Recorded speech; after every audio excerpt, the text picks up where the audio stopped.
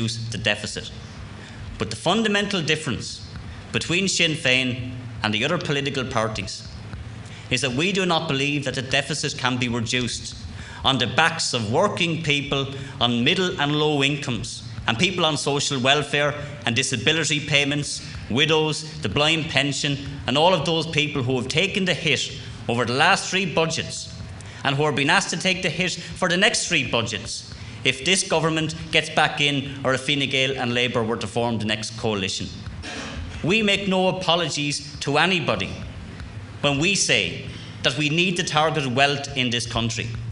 We make no apologies when we say that we must tax people who can afford to pay a bit more, the high earners in this country, more, because that makes sense. Because you cannot go back to the same well over and over again and take from the pockets of people who simply don't have it to give in the first place. And that's why we're calling for a third rate of tax of 48% on all incomes in excess of €100,000, or 3 times the average industrial wage. That's why we're calling for a 1% income-linked wealth tax on all assets in excess of €1 million. That's why we're calling for modest increases in capital gains tax and capital acquisitions tax. All of our proposals that we have put forward to reduce the deficit are aimed at those who earn over €100,000 a year for individuals, or €200,000 a year for families.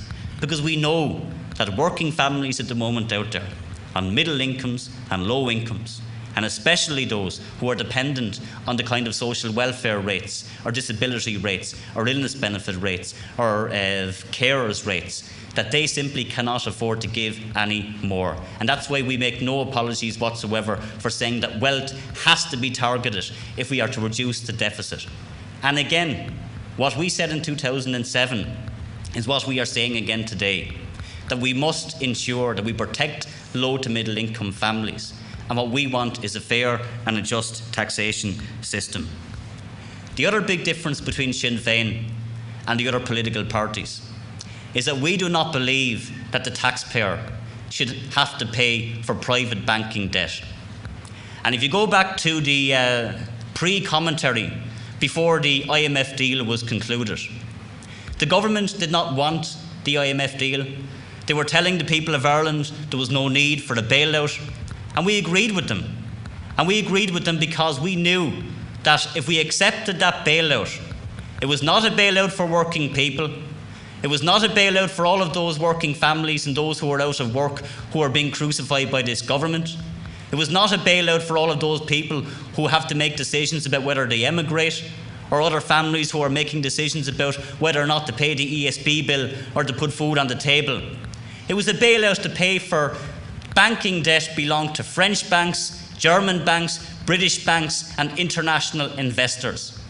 And again, we make no apologies to anybody when we say that not one single cent of taxpayers' money should be used to pay private banking debt, because it is morally wrong, it is socially wrong, and it is economically wrong to do so. What also separates Sinn Féin from the other political parties is that we do not believe that this IMF deal is in the best interest of Ireland. That's why we're saying that we should not take the money to pay for private banking debt. But we're also calling for a stimulus plan, a jobs plan. We want to take €7 billion from the National Pension Reserve Fund and use that to stimulate the economy. That will not solve all of the problems, but what it will do is instill confidence and achieve growth in the economy. Because all of the policies that we have seen by this government over the last number of years have brought contraction in our economy. More people have lost their jobs. More people have emigrated. What we need is to get people back to work. And our €7 billion 3.5-year jobs plan is a plan to get the plumbers, the plasterers, the architects, the bricklayers, the builders back to work. To build the infrastructure that we need, where we get good value for money to build the schools, the hospitals, the roads that were damaged by inclement weather. All of the infrastructure that needs to be built should be built, and the money is there to pay for it. What is the government doing? It's taking that money to pay off private banking debt. What is Fine Gael and Labour doing? It's supporting taking the money to pay for private banking debt. And here's the thing. For the last number of years, Eamon Gilmore of the Labour Party has made great play about the government's failed banking strategy and about accusing Brian Cowan of economic treason for bailing out bondholders. And yet, as we get closer to an election, and as they sniff power and they get closer to those ministerial cars and perks and mercs and the expenses, they change their policy. And they too now want us to pay for private banking debt. And we say no, it is morally wrong and it should not happen.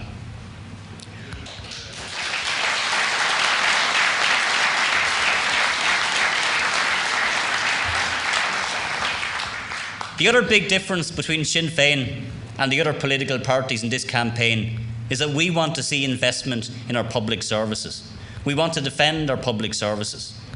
And if you go back again to the 2007 election campaign, where the other parties engaged in auction politics, where Fianna Fáil were calling for stamp duty to be reduced, Fine Gael and Labour called for it to be reduced even more. When Fianna Fáil called for tax cuts, Fine Gael and Labour called for even more tax cuts. And all of them knew none of it was deliverable. But what they were trying to do was pull the wool over the eyes of the Irish electorate. Now there's a different kind of auction politics being played out. And it's about how many public sector workers will any of those parties sack. Fine Gael are saying 30,000. The Labour Party are saying 15,000. We don't know what Fianna Fáil is going to say during the course of the campaign. What we are saying is this. We as a country need public services. And when you hear any of those parties say that frontline services will not be affected if we sack all of these workers, then it's not to be believed, because it will mean nurses, teachers, guards, doctors who will lose their jobs. And can anybody here explain to me, when we have 460,000 people out of work in this country, how in God's name is 30,000 more people on the live register going to sort out the problems in our economy? It is absolute nonsense, and it's more of the same, and it's an ideologically driven argument where Fine Gael are talking about small government, and they're being supported by the Labour Party in this. We want to see public services like a world-class health service and a world-class education system. We want a single-tier health service where people are treated on the basis of need and need alone. All of the working people that we spoke about who are being savaged and mugged by this government, most of which are paying private health insurance and are forced to pay private health insurance, and yet they pay taxes, and they're paying even more taxes, and they pay PRSI, and now you can't even get your teeth cleaned or your glasses repaired or changed. Everything is being stripped away, and yet when you pay private health insurance, you still don't even get the treatment that you need. That madness has to end, and what we are calling for is a single-tier health service. In a republic, citizens should be treated equally. And in a republic, healthcare should be provided on the basis of need and need alone, and not on the basis of how much money somebody has in their pockets.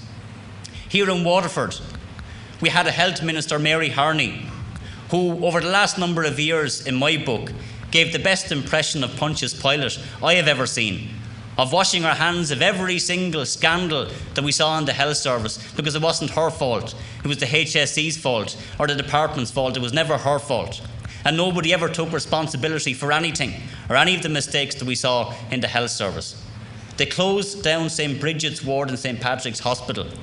They promised us a new geriatric care facility, and yet the capital funding has not been provided, and it looks like it will not be provided by this government. Our own regional hospital is under threat. We still don't have proper cardiology services, proper cancer services, or neurology services. And we have to support and build up capacity in our regional hospital, because people need to be treated as close to their homes as we possibly can manage. And that's why we want to see investment in our health services. So when Fine Gael and Labour and Fianna Fáil talk about cutting money from our public services, sacking public sector workers, that means more misery and more pain for the people that we represent, the working people of Ireland.